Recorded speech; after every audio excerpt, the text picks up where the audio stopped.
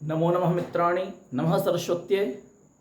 मैं कुणाल कुमार झा आप सभी बीपीएससी और जितने भी हमारे शिक्षक गण बनने के हेतु जितने भी हमारे मित्रगण शिक्षक बनने के लिए उत्साहित हैं, सबों का मैं अपने महर्षि पाणिनि कोचिंग सेंटर इस चैनल पर हार्दिक स्वागत करता हूं और आशा करता हूं कि आप सभी अपने अपनी तैयारी में पूरी तरह से तन्मयता के साथ लगे होंगे।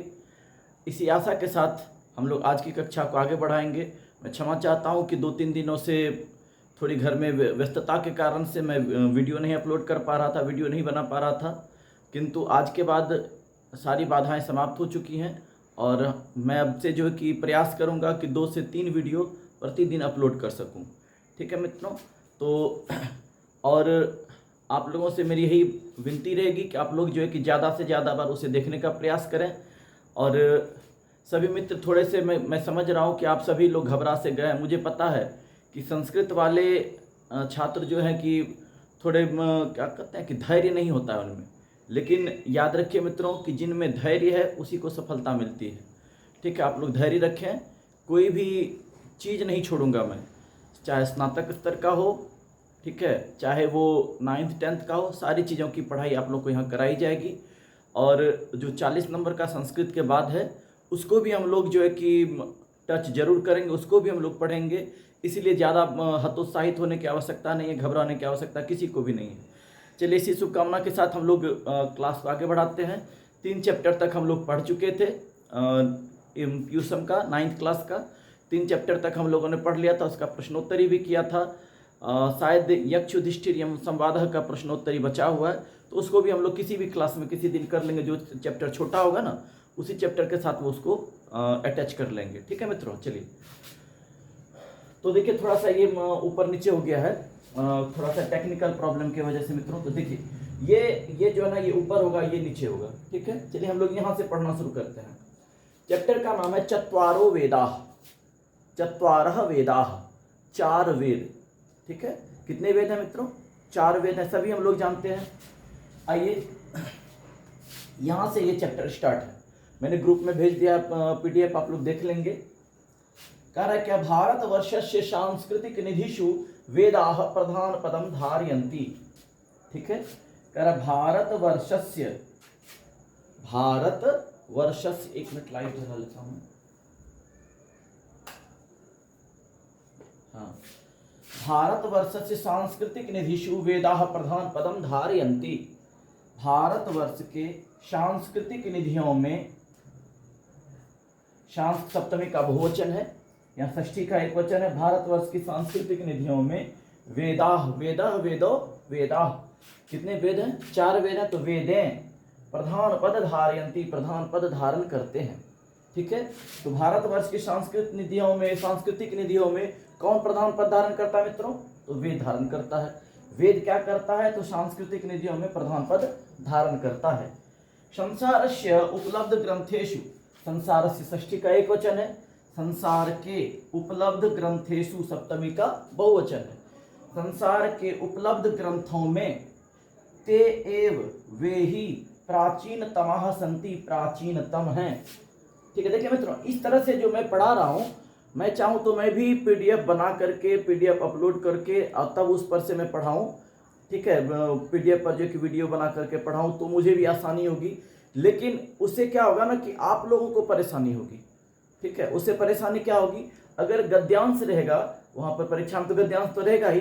गद्यांश रहेगा तो जिस प्रकार से मैं आप लोग को हिंदी करके, संस्कृत का हिंदी ट्रांसलेट करके मैं पढ़ा रहा हूँ, बता रहा हूँ आप लोगों को, आप लोग तो खुद ही सभी समझदार हैं, क्योंकि हम सभी शिक्षक बनने जा रहे हैं ना मित्रों। तो इस प्रकार से अगर हम लोग पढ़ते हैं लाइन बाय लाइन, तो जब हम लोग विद्यालय, एक तो सबसे पहले तो हमको परीक्षा में मदद मिलेगी, उसके बाद जब परीक्षा पास करके विद्यालय में जाएंगे तो वहां पर हमें छात्रों को पढ़ाने में सहूलियत होगी। जितने भी मित्र हमारे साथ जुड़े हुए हैं, ठीक है, उन्हें सहूलियत होगी पढ़ाने में, और आप जो है कि छात्रों के बीच में अधिक लोकप्रिय होंगे। ठीक है मित्रों, आइए चलिए उसमें पढ़ते हैं। संसारस्य उपलब्ध ग्रंथेषु, संसार के उपलब्ध ग्रंथों में, संसार में जितने भी ग्रंथ उपलब्ध हैं उन सबों में ते एव वे ही प्राचीनतमः सन्ति, वे ही सबसे पुराने हैं, सबसे प्राचीनतम है। सबसे प्राचीनतम कौन है? तो वेद है। ठीक है। संसार में जितने भी उपलब्ध ग्रंथ हैं उनमें सबसे प्राचीनतम कौन सा है? तो वेद है। ठीक है, एकदम बिल्कुल आंख बंद करके वेद में टिक कर लेना है। अब कह रहा है कि भारतीयाः सर्वे अपि वेद संबंधेन गौरवम अनुभवन्ति। भारतीयाः, भारतीय, भारतीयो, भारतीयाः प्रथमा का बहुवचन। सर्वे अपि, ठीक है, सर्वे अपि, यहां पर इसका संधि विच्छेद हो जाएगा, नहीं तो इसको क्या पढ़ेंगे? सर्वेपि। ये अवग्रह का साइन चिन्ह नहीं पढ़ा जाता है, सर्वेपि। और जब अलग करेंगे तो सर्वे अपि। सभी भारतीय, भारतीयाः सर्वे अपि वेद संबंधेन गौरवम अनुभवन्ति, गौरवम अनुभवन्ति। ठीक है, सभी भारतीय वेद से संबंधित होने के कारण से गौरव का अनुभव करते हैं, कि वो उनको इस बात का गौरव है कि हम लोग किससे जुड़े हुए हैं, किससे संबंध है हमारा? हमारा संबंध वेद से है। ठीक है, सभी भारतीय वेद से संबंधित होने के कारण से गौरव का अनुभव करते हैं। ज्ञानस्य पर्याय एव वेदो वर्तते। ज्ञान का पर्याय ही, ज्ञानस्य पर्याय एव वेदो वर्तते, ज्ञान का पर्याय ही वेद है। यानी क्या? ज्ञान का पर्यायवाची शब्द क्या है? तो वेद है। ठीक है, कोई ज्ञानी हो गया मतलब वह क्या हो गया? वह वेदी हो गया, उसे वेद का ज्ञान हो गया। ज्ञान का पर्याय, यहां से भी अब प्रश्न बन सकता है कि ज्ञानस्य पर्यायः किम वर्तते? तो उत्तर में क्या आ जाएगा मित्रों? वेद। शास्त्राणि वेदानाम उद्धरणाय। शास्त्राणि, शास्त्रम शास्त्रे, शास्त्राणि शास्त्रे प्रथमा का बहुवचन और द्वितीय का भी बहुवचन है। वेदानाम षष्ठी का बहुवचन है। वेदों के, उद्धरणाय तृतीया का बहुवचन है। शास्त्रें, वेदों के उदाहरण के द्वारा। सभी शास्त्र क्या है? वेदों के उद्धरण के द्वारा या वेदों के उदाहरण के द्वारा। स्वसिद्धांतान द्वितीया का बहुवचन है। रामम रामो रामान, अपने सिद्धांतों को प्रतिपादयन्ति, प्रतिपादित करते हैं। सभी शास्त्रें वेदों के उद्धरण के द्वारा, वेदों के उदाहरण के द्वारा क्या करते हैं? अपने सिद्धांतों का प्रतिपादन करते हैं, अपने सिद्धांतों को बतलाते हैं। ठीक है, अब कह रहा है क्या? प्रस्तुते पाठे चतुर्णाम वेदानाम। प्रस्तुत पाठ में, इस पाठ में, ये जो पाठ हम लोग पढ़ रहे हैं, इस पाठ में क्या है? चतुर्णाम वेदानाम, चार वेदों का। ठीक है, चार वेदों का स्वरूपम, चार वेदों का स्वरूप कैसा है? चारों वेदों का स्वरूप कैसा है? चारों वेदों का स्वरूप।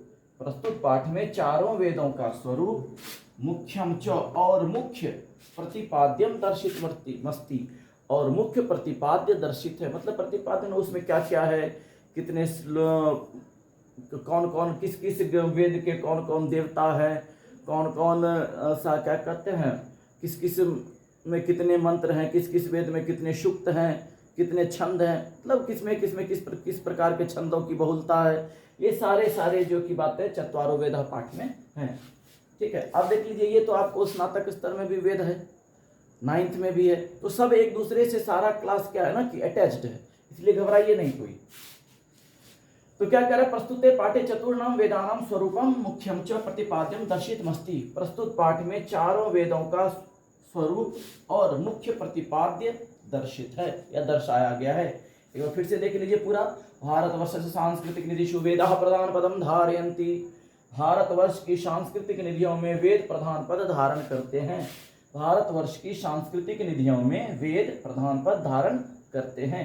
संसारस्य उपलब्ध ग्रंथेषु ते एव प्राचीनतमः सन्ति। संसारस्य उपलब्ध ग्रंथेषु ते एव प्राचीनतमः सन्ति। संसार के सभी उपलब्ध ग्रंथों में वे ही ते एव, वे ही प्राचीनतम हैं, सबसे पुराने हैं। भारतीयाः सर्वेपि वेद संबंधेन गौरवम अनुभवन्ति। सभी भारतीय वेद से संबंधित होने के कारण गौरव का अनुभव करते हैं। ज्ञानस्य पर्यायः एव वेदो वर्तते। ज्ञान का पर्याय ही वेद है। शास्त्राणि वेदानाम उद्धरणः स्वसिद्धान्तान् प्रतिपादयन्ति। शास्त्रें वेदों के उदाहरण के द्वारा अपने सिद्धांतों का प्रतिपादन करते हैं। प्रस्तुते पाठे चतुर्णाम वेदानाम स्वरूपम मुख्यम च प्रतिपाद्यम दर्शितमस्ति। प्रस्तुत पाठ में चारों वेदों का स्वरूप और मुख्य प्रतिपाद दर्शाया गया है, मुख्य प्रतिपाद्य दर्शाया गया है। कोई दिक्कत नहीं मित्रों, इतना लोग समझ गया। अब आते हैं, ये तो था क्या कहते हैं उसका आमुख था उसके, इस चैप्टर का जो कि शीर्षक था, जो कि दर्शाया गया था इस चैप्टर में क्या है वो हम लोगों ने पढ़ा। अब आइए यहाँ से हम लोग पाठ पढ़ते हैं। क्या कहा जा रहा है? अस्माकं प्राचीना संस्कृति वेदेषु सुरक्षिता वर्तते। हम लोग, मेरे साथ आप लोग संस्कृत का उच्चारण भी करेंगे मित्रों। ये नहीं कि श्लोक का जब पाठन, श्लोक वाचन जब होगा तभी आप लोग पढ़ेंगे, गद्य का भी आप लोग उच्चारण करिए मेरे साथ, ठीक है? तब जो है कि आपको और ज्यादा नॉलेज होगा। अस्माकं प्राचीना संस्कृतिर वेदेषु सुरक्षिता वर्तते। अस्माकं प्राचीना संस्कृतिर वेदेषु, रेप से, रेप जहां पर होता है ना मित्रों, उससे एक शब्द पहले रॉ का उच्चारण होता है। संस्कृतिर वेदेषु सुरक्षिता वर्तते। हमारी पुरानी संस्कृति वेदों में सुरक्षित है। अस्माकं षष्ठी का बहुवचन, अस्मद मूल रूप है, ठीक है? तो हमारी प्राचीना, पुरानी, संस्कृति, ये जो रेफ है विसर्ग हो जाएगा, संस्कृति, हमारी पुरानी संस्कृति वेदों में, षष्ठी का सप्तमी का बहुवचन है, सुरक्षिता वर्तते, सुरक्षित है। हमारी पुरानी संस्कृति वेदों में सुरक्षित है। हमारी पुरानी संस्कृति कहाँ सुरक्षित है मित्रों? तो वेदों में सुरक्षित है। संसारस्य च प्राचीनतम साहित्यम वेदेषु उपलभ्यते। और संसार का, संसारस्य च हमने क्या किया? और संसार का, प्राचीनतम साहित्यम, सबसे पुराना साहित्य, संसार का सबसे पुराना साहित्य वेदेषु उपलभ्यते, वेदों में उपलब्ध है। संसार का जितना भी प्राचीनतम साहित्य है सब किसमें है? तो वेदों में है, वेदों में उपलब्ध है। सप्त सिंधु प्रदेशे निवसन्तः ऋष्यस्तात्कालिकं सर्वं ज्ञानम वेद रूपम धारयण। चलिए यहाँ देखिए मित्रों, सप्त सिंधु प्रदेश, सप्तमी का एक वचन है।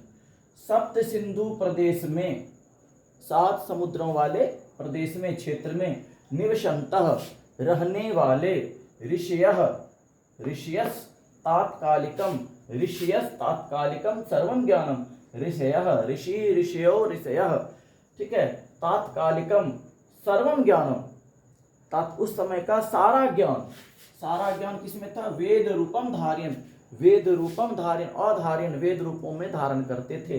फिर से सुनिए, 7 सिंधु वाले प्रदेश में रहने वाले सभी ऋषिगण, बहुवचन है, प्रथमा का बहुवचन, सभी ऋषिगण उस समय, सभी ऋषिगणों का उस समय, तत्कालिकम सर्वम ज्ञानम, उस समय का सारा ज्ञान किसमें था? तो वेद रूपों में धारण करते थे, वेद रूपों में मिलता था, ठीक है मित्रों? सप्त सिंधु प्रदेशे निवसन्तः ऋष्यस्तात्कालिकं सर्वं ज्ञानम वेद रूपम धारयण। 7 सिंधु वाले प्रदेश में रहने वाले ऋषियों का तात्कालिक सारा ज्ञान किसमें था? तो वेद रूपों में था, वेद के रूप में था। समझ गए? आगे पढ़िए। विशेषतो यज्ञ संचालनाय एकस्यापि द्वेदस्य चत्वारि रूपाणि कृतान्यासन्। विशेषतो माने विशेषतः, विशेष करके, विशेष रूप में, यज्ञ संचालनाय, चतुर्थी का एक वचन है, यज्ञ को चलाने के लिए, विशेष रूप में किसको चलाने के लिए मित्रों? तो यज्ञ को चलाने के लिए, यज्ञ को चलाने के लिए एकस्यापि, एकस्य अपि, एक का ही, किसका? तो वेदस्य, षष्ठी का यहां पर भी एक वचन है, एक वेद का ही, ठीक है? एकस्यापि वेदस्य चत्वारि कृतानि आसन। तो क्या कह रहा है कि विशेष रूप से यज्ञ को चलाने के लिए ही एक वेद का, एक, पहले कहने का मतलब है क्या कि पहले क्या था? एक ही वेद था। एक वेद को ही कितना भागों में क्या कह रहा है कि चत्वारि रूपाणि, 4 रूप, कृतानि, 4 रूप किया गया था। कृतानि आसन, आसित, आस्ताम, आसन, अस धातु है, ठीक है मित्रों? अस धातु है और लंग लकार का प्रथम पुरुष का बहुवचन है, ठीक है? आसित, आस्ताम, आसन, आसीह, आस्तम, आस्तव, आसम, आस्व, आस्म, ठीक है? तो वो रूप है। यहाँ पर आसन है तो क्या हो गया? ये लंग लकार का अस धातु है, इसमें लंग लकार है और प्रथम पुरुष का क्या है? बहुवचन है। तो क्या कहा गया यहाँ पर? विशेष रूप से यज्ञ को चलाने के लिए एक वेद का ही 4 रूप किया गया था। सिर्फ किसके लिए किया गया था? तो यज्ञ को चलाने के लिए। अतएव चत्वारो वेदाः इति परंपरा प्रवृत्ता, इसलिए 4 वेदों की परंपरा चलने लगी। इसलिए कितने वेदों की परंपरा चलने लगी मित्रों? तो 4 वेदों की परंपरा चलने लगी। पहले कितने वेद थे? एक ही वेद था, एक ही था, और उसको जो है कि यज्ञ को चलाने के लिए 4 भागों में बांट दिया गया। ते च वेदाः ऋग्वेदः यजुर्वेदः सामवेदः अथर्ववेदः चेति सन्ति। कह रहा है कि और वे वेद कौन सब थे? तो ऋग्वेद, यजुर्वेद, सामवेद और अथर्ववेद हैं। ते च वेदाः, और वे वेद, ऋग्वेद, यजुर्वेद, सामवेद और अथर्ववेद है। ठीक है, तो कौन कौन है वेद? ऋग्वेद है, यजुर्वेद है, सामवेद है और अथर्ववेद है। सीरियली याद रखिएगा, पुराना वेद और आधुनिक वेद। सबसे प्राचीनतम वेद क्या सबसे पहले है? तो ऋग्वेद सबसे प्राचीनतम वेद हो गया, सबसे बाद में अथर्ववेद। तो आधुनिक वेद कौन सा हो गया? तो अथर्ववेद हो गया। एक बार फिर से देख लीजिए मित्रों, अस्माकं प्राचीना संस्कृति वेदेषु सुरक्षिता वर्तते, हमारी पुरानी संस्कृति वेदों में सुरक्षित है। ठीक है, मेरे साथ एकदम आप लोग धारा प्रवाह संस्कृत के साथ हिंदी पढ़िए। संसार से च प्राचीनतम साहित्यम वेदेषु उपलभ्यते, और संसार का पूरा पुराना साहित्य, प्राचीनतम साहित्य वेदों में उपलब्ध है। सप्त सिंधु प्रदेशे निवसन्ता ऋषयः तात्कालिकं सर्वं ज्ञानं वेद रूपं धारयन्, सप्त सिंधु प्रदेश में रहने वाले ऋषियों का तात्कालिक सारा ज्ञान वेद रूप में धारण करता था। विशेषतो यज्ञ संचालनाय तस्यापि वेदस्य चत्वारि रूपाणि कृतान्यासन्, विशेष करके यज्ञ को चलाने के लिए ही एक ही वेद का 4 रूप किया गया था। अतएव चत्वारो वेदाः इति परंपरा प्रवृत्ता, इसलिए 4 वेदों की परंपरा चलने लगी। ते च वेदाः ऋग्वेदः यजुर्वेदः सामवेदः अथर्ववेदश्चेति सन्ति, और वे वेद ऋग्वेद, यजुर्वेद, सामवेद और अथर्ववेद हैं। ठीक है मित्रों, आप लोग समझ गए इसको। अब हम लोग कक्षा को आगे बढ़ाते हुए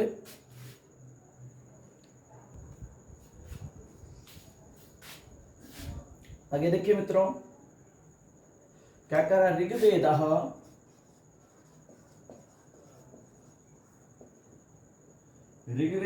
पहले ऋग्वेद के विषय में जानिए, हम लोग जानेंगे। ऋग्वेदः प्राचीनतमान् मंत्रान् धारयन्ति, ऋग्वेदः प्राचीनतमान् मंत्रान्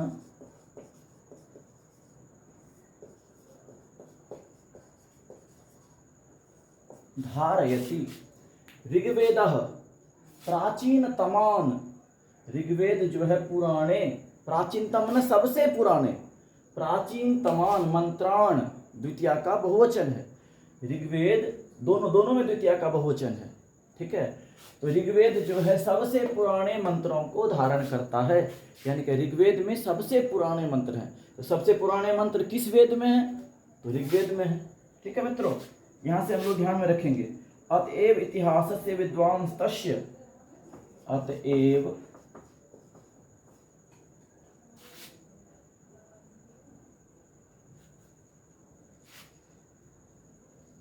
इतिहासस्य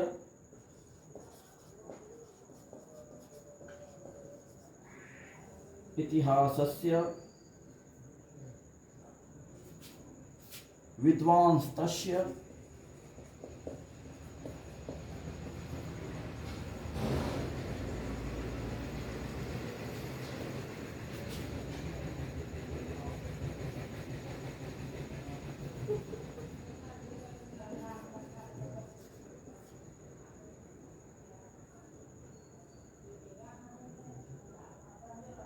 महत्वम इत्यतराम मन्यन्ते।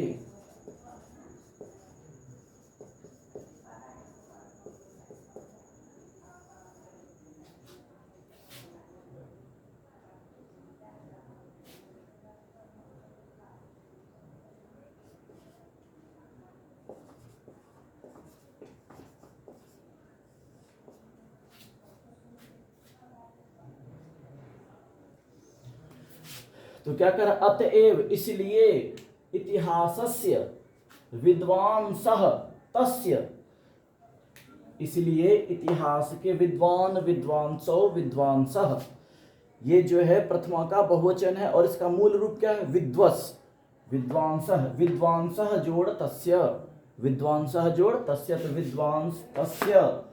अतएव इतिहासस्य विद्वांस तस्य महत्वम इततराम मन्यन्ते। एक मिनट मित्रों, मुझे कुछ मिस्टेक लग रहा है, एक मिनट रुक जाइए।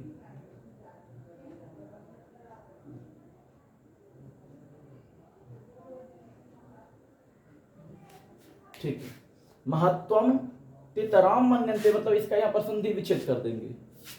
ठीक है, महत्वम अतितराम मन्यन्ते, महत्वम अतितराम मन्यन्ते, अतितराम, इसलिए इतिहास के विद्वान उसका महत्व बहुत अधिक मानते हैं। इसलिए अतएव, इसलिए इतिहास के विद्वान किसका? उसका, किसका? तो ऋग्वेद के मंत्रों का, ऋग्वेद के मंत्रों का महत्व क्या मानते हैं, सबसे अधिक मानते हैं। कौन मानते हैं मित्रों, तो इतिहास के विद्वान।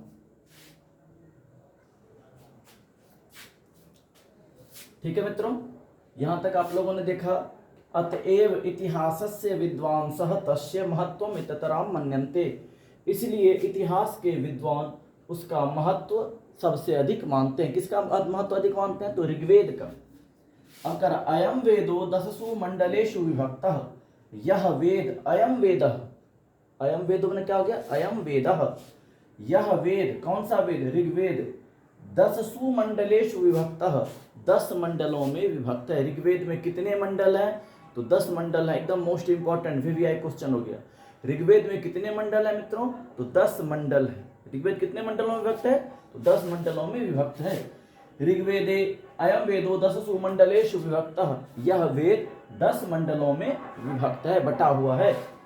कहता है प्रति मंडलम च, और प्रत्येक मंडल, ऋक् समूह रूपाणि सुक्तानि बहुनी विद्यन्ते। क्या कह रहा है, प्रति मंडलम च ऋक् समूह रूपाणि सुक्तानि बहुनी विद्यन्ते, और प्रत्येक मंडल, जितना कितना मंडल है ऋग्वेद में, तो 10 मंडल है। ठीक है, और प्रत्येक मंडल ऋक् समूह रूपाणि, ऋक् मैंने क्या किया, ऋचा, ऋक् समूह के रूप में, रूपों का, सुक्तानि बहुनी, और जितना भी ऋक् है, जितना भी ऋचा है, सुक्तानि बहुनी विद्यन्ते, उसमें क्या क्या, प्रत्येक मंडल में क्या क्या है, और प्रत्येक मंडल में ऋचाओं का समूह है, और बहुत सारे क्या हैं, सुक्त हैं। ठीक है, और क्या है, बहुत सारे सुक्त हैं। सुक्तानाम देवता ऋषयः छंदांसी च पृथक संति, सुक्तानाम देवता, षष्ठी का बहुवचन, सुक्तों के देवता। ये जो सुक्त होंगे, सभी सुक्तों के अलग अलग देवता होंगे। ठीक है, जैसे अग्नि सुक्त, देवता अग्नि हो गया। ठीक है, सब शुरू से वहीं से होता है, अग्नि सुक्त से ही सूत्र ऋग्वेद का आरंभ होता है मित्रों। आप लोग पढ़े होंगे ऋग्वेद। ठीक है, तो अग्नि सुक्त से ही शुरू होता, ओम अग्निर्मीले पुरोहितम यज्ञस्य होत्रिदम, थोड़ा सा मैं मिस कर रहा हूँ, आप लोग पढ़े होंगे, मुझे थोड़ा सा, मैंने ऑनर्स में ही पढ़ा था। तो ठीक है, वेद से उतना ज़्यादा स्नेह नहीं है मुझे। तो सुक्तानाम वेदाः ऋषयः छंदांसी च पृथक संति, तो सुक्तों के देवता ऋषि और छंद अलग अलग हैं। सभी सुक्त के क्या होंगे, सभी सुक्तों में अलग अलग देवता होंगे। ठीक है, आप लोग जैसे गायत्री मंत्र जान रहे हैं, गायत्री मंत्र भी ऋग्वेद से ही लिया गया है।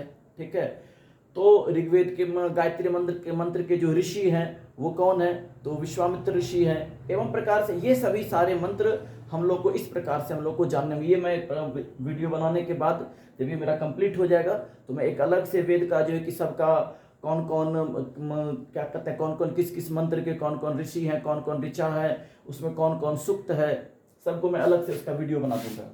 देखिए क्या कर रहा है, सुक्ता नाम देवता ऋषि छंदांसी च पृथक संति, सुक्तों के देवता ऋषि और छंद अलग अलग हैं। संपूर्ण ऋग्वेदे, संपूर्ण ऋग्वेद में 1028 सुक्तानि, बहुत ही इंपॉर्टेंट ये सारी बातें, ये जिसको मैं अंडरलाइन कर रहा हूं उसको हम लोग पूरी तरह से ध्यान में रखेंगे। 10 मंडल, ऋग्वेद में कितने मंडल है, 10 मंडल है, और इसमें जो है कि क्या कर, संपूर्ण ऋग्वेद में कितना, 1028 सूक्त। संपूर्ण ऋग्वेद में कितना सूक्त है मित्रों, तो 1028 सूक्त है। 10,552 ऋचा वर्तन्ते, और 10,552 ऋचाएं हैं। ऋग्वेद में कितने सूक्त हैं मित्रों, तो 1028 सूक्त है। कितने मंत्र हैं, कितने ऋचाएं हैं, ऋचा को ही मंत्र कहा जाता है। ऋचा है मंत्र, आप कथ्यन्ते पढ़ेंगे हम लोग आगे। तो कितने मंत्र हैं, तो 10,552। ऋग्वेद में कितना मंत्र है, तो 10,552। कितना मंडल है, तो 10 मंडल है। ठीक है, कितना सूक्त है, तो 1028 सूक्त है। कितना मंत्र है, तो 10,552 मंत्र, इनकी ऋचाएं हैं। ऋचा एवं मंत्रः अपि कथ्यन्ते, ऋचाएं ही मंत्र भी कहलाती हैं। ऋचाएं ही क्या कहलाती हैं मित्रों, ऋचाएं ही मंत्र भी अपि कथ्यन्ते, ऋचाएं ही मंत्र भी कहलाती हैं। ऋग्वेद में देवानाम आवाहनार्थम, देवताओं को बुलाने के लिए, ऋग्वेद में देवानाम, देवताओं को या देवताओं के आवाहनार्थम, यहाँ से संधि विच्छेद हो जाएगा, यहाँ से अलग हो जाएगा, तो क्या जाएगा, आवाहनार्थम, बुलाने के लिए, आवाहन करने के लिए, मंत्रा इति कर्म कांडोपयोगः। देवताओं को बुलाने के लिए, देवताओं के आवाहन के लिए मंत्र हैं जो कर्म कांड के लिए क्या है, उपयोगी हैं। फिर से देख लीजिए मित्रों, ऋग्वेद में देवताओं को बुलाने के लिए, देवताओं के आवाहन के लिए मंत्र हैं जो कर्म कांड में उपयोगी हैं। एक बार फिर से यहाँ तक देख लीजिए, ऋग्वेद प्राचीन तमान मंत्रान धारयति। ऋग्वेद में पुराने मंत्र, ऋग्वेद जो है क्या करता है, पुराने मंत्रों को धारण करता है। अतएव इतिहासस्य विद्वांस तस्य महत्व में तत्राम मन्यन्ते। इसलिए इतिहास के विद्वान उसका महत्व सबसे अधिक मानते हैं। अयम वेदो 10 मंडलेषु विभक्त। यह वेद 10 मंडलों में विभक्त है, बटा हुआ है।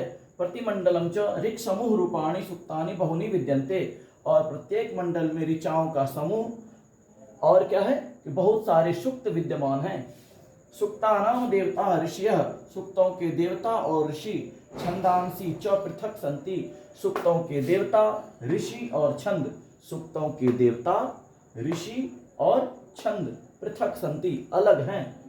संपूर्ण ऋग्वेदे, संपूर्ण ऋग्वेद में 1028 सुक्तानि, 1028 सुक्त, 10,552 ऋचा वर्तन्ते, 10,552 ऋचाएं हैं। ऋचा ए मंत्राः अपि कथ्यन्ते। ऋचाएं ही मंत्र भी कहलाती हैं। ऋग्वेदे देवानाम आवाहनार्थम मंत्रा इति कर्मकांडोपयोगः। ऋग्वेद में देवताओं के आवाहन के लिए मंत्र हैं जो कर्मकांड में क्या है, उपयोगी हैं। समझ गए मित्रों? अब हम लोग आगे देखते हैं।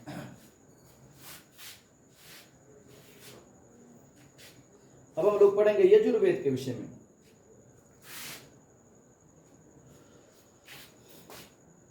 कह रहा क्या, यजुर्वेद शुक्ल